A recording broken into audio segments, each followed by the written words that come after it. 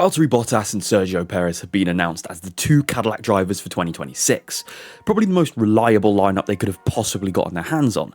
But how does picking two experienced drivers like this help Cadillac into the new season? Firstly, their input in terms of R&D will be absolutely invaluable, as don't forget across both drivers they have 7 Constructors' Championships between them, 5 with Bottas and 2 with Perez, so even if they were the second drivers at the time they won it, they still have to take in their own fair share of points to get their team to what is realistically the biggest achievement you can get in the sport for a team. Secondly, they are two extremely safe pairs of hands, even if they aren't ultimately the fastest drivers, and realistically there are probably faster younger drivers that are on the market right now, but how likely are Cadillac really going to be challenging for race wins or podiums straight off the bat?